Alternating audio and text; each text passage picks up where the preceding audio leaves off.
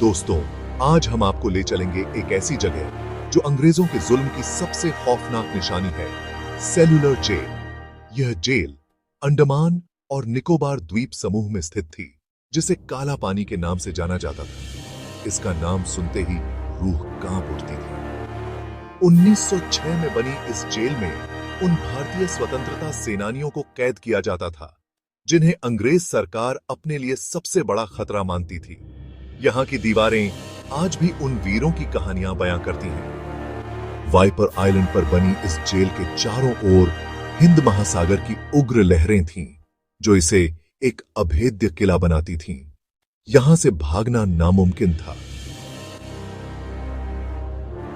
काले पानी का सफर अपने आप में एक मौत का सफर माना जाता था, जहां हर कदम पर मौत का साया मंडराता था।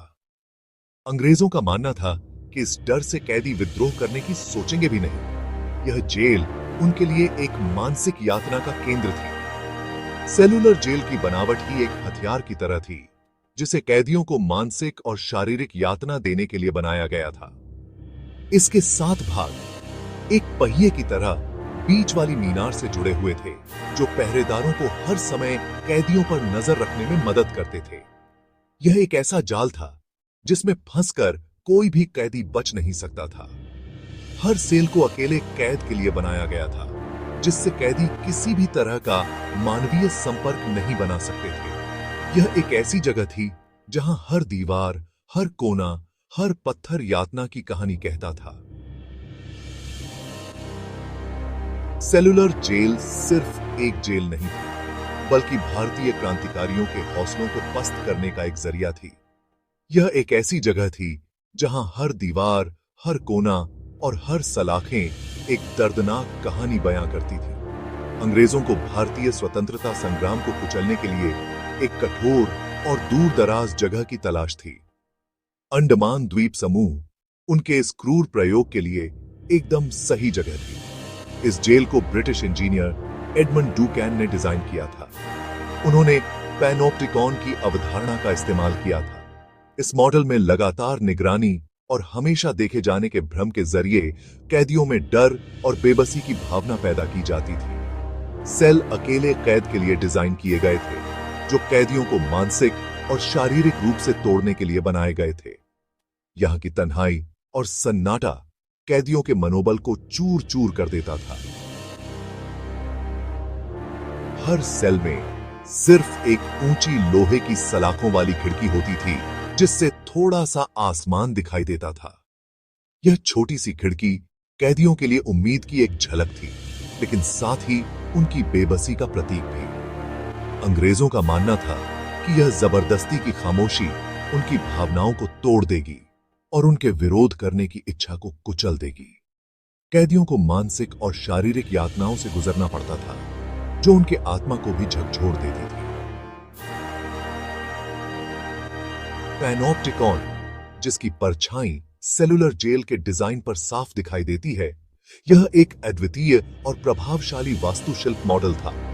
यह एक ऐसी संरचना थी जो निरंतर निगरानी और नियंत्रण के दर्शन को मूर्त रूप देती थी। यह दर्शन केवल भौतिक नियंत्रण तक सीमित नहीं था, बल्कि मानसिक और भावनात्मक नियंत्रण को भी शामिल करता था।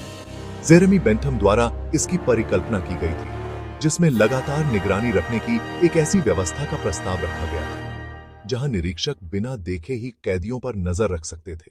यह व्यवस्था कैदियों के मन में हमेशा देखा जाने का डर बनाए रखती थी। सेलुलर जेल में पैनोप्टिकॉन केंद्रीय मीनार और उससे जुड़े हुए भागों में साफ दिखाई देता था।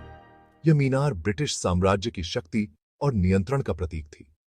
कैदियों को कभी यह यकीन नहीं होता था कि कोई उन पर नजर रख रहा है या नहीं।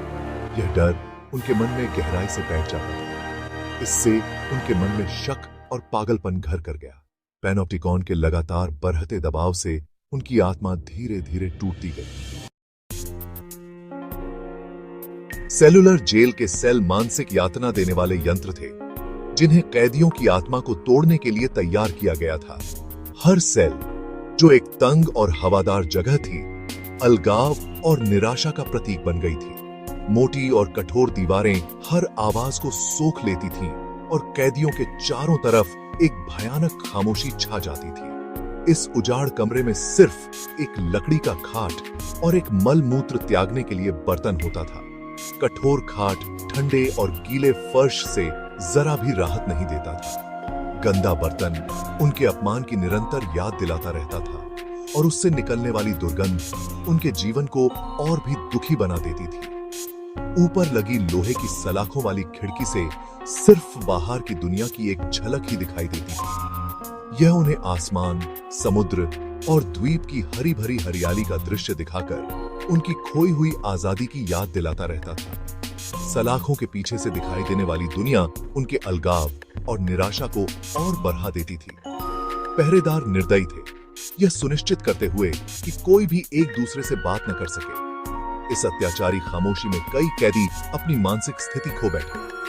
यह अध्याय जेल के इतिहास में उन पर किए गए क्रूरता का प्रमाण है जो इन दीवारों के भीतर कैद थे। काला पानी में जीवन कठिनाइयों का एक ऐसा सिलसिला था जो कैदियों को पूरी तरह से तोड़ देता था। यह जेल, जिसे सेल्यूलर जेल के नाम से भी जाना जाता है, भारतीय स्वतंत्रता सेनानियों के लिए एक भयावह नरक था। कैदियों की पहचान छीनकर उन्हें सिर्फ एक नंबर बना दिया जाता था। उनके नाम, उनकी पहचान, सब कुछ उनसे छीन लिया जाता था। उनके दिन कड़ी मशक्कत, भोजन की कमी और सजा के लगातार डर से भरे रहते थे। हर दिन एक नई चुनौती लेकर आता था। सुबह उठने पर कैदियों को अपमानित करते हुए उनकी गिनती की जाती थी। यह प्रक्रिया मानसिक रूप से उन्हें तोड़ने का काम करती थी। फिर उन्हें कड़ी मशक्कत करने के लिए मजबूर किया जाता था। यह काम न केवल शारीरिक रूप से थकाने वाला था, बल्कि मानसिक रूप से भी उन्हें तोड़ने का काम करता था। भोजन कम और अक्सर सड़ा हुआ मिलता था। यह भोजन न केवल पोषक तत्वों से रहित था, बल्कि कई बार खाने लायक भी नहीं होता था। चिकित्सा सुविधा न के बराबर थी और कई कैदी मलेरिया और पेजिश जैसी बीमारियों से मर जाते थे। यह जेल वास्तव में एक जीवित नरक थी। जेल की बेरहम यातनाओं और अमानवीय हालातों के बीच एक और काला अध्याय सामने आता है। उन भूली हुई आत्माओं की कहानी जिनकी आवाजें हमेशा के लिए खामोश कर दी गईं। कैदी जिनसे उनकी पहचान छीन ली गई और उन्हें सिर्फ नंबरों तक सीमित कर दिया गया। उन्हें न केवल शारीरिक पीड़ा का सामना करना पड़ा, बल्कि पूरी तरह से मिट जाने की मानसिक पीड़ा भी झेलनी पड़ी। एकांत कारावास की कोठरियों में, जहां दीवारें भीतर से बंद हो जाती थीं और अंधेरा अनंत लगता था, कई कैदियों ने अपना मानसिक संतुलन खो दिया। सन्नाटा बहरा कर देने वाला था, जो केवल दूर से आती निराशा की चीखों और जंजीरों की गूंज से बाधित होता था। ये कोठरियां उनके दिमाग की कब्र बन गई, जहां उम्मीद को जिंदा दफना दिया गया। जेल का कब्रिस्तान, जहां कब्रें बिना नाम की हैं, उन लोगों की कहानी कहता है जो कभी बाहर नहीं निकल पाए। उनके शरीर कमजोर और टूटे हुए, बिना किसी रस्म के दफना दिए गए, उनके नाम भुला दिए गए। उनकी जिंदगी सिर्फ आंकड़ों तक सिमट कर रह गई। हर कब्र जुल्म की मानवीय कीमत का एक मूक गवाह है। उनके कष्टों की विरासत जेल के पत्थरों में उकेरी गई है, जो उस क्रूरता की एक भूतिया याद दिलाती है जिसे उन्होंने सहा। उनकी आत्माएं भटकती हैं, लचीलेपन की कहानियां सुनाती हैं और अकल्पनीय भयावहता के सामने भी जीवित रहने की अटूट इच्छा शक्ति। जब हम उनकी कहानियों पर विचार करते हैं, तो हम उनके बलिदान का सम्मान करते हैं और याद करते हैं कि अंधेरे समय में भी मानवीय भावना चमक सकती है। इन भूली हुई आत्माओं की गूंज हमें इतिहास को याद रखने के महत्व की याद दिलाती है। ऐसा न हो कि हम इसके सबसे काले अध्यायों को दोहराएं। उनका दर्द और पीड़ा व्यर्थ नहीं गई। वे मूक नायक हैं, जिनका साहस और धीरज पीढ़ियों को प्रेरित करता रहता है। उनकी विरासत जीवित है, हमसे ऐसी दुनिया के लिए प्रयास करने का आग्रह करती है जहां इस तरह के अत्याचार कभी न दोहराए जाएं। जैसे ही हम इस अध्याय को समाप्त करते हैं, हम सम्मान में अपना सिर झुकाते हैं और उनकी यादों को जीवित रखने का संकल्प लेते हैं, यह सुनिश्चित करते हुए कि उनकी कहानियां कभी न भुलाई जाएं।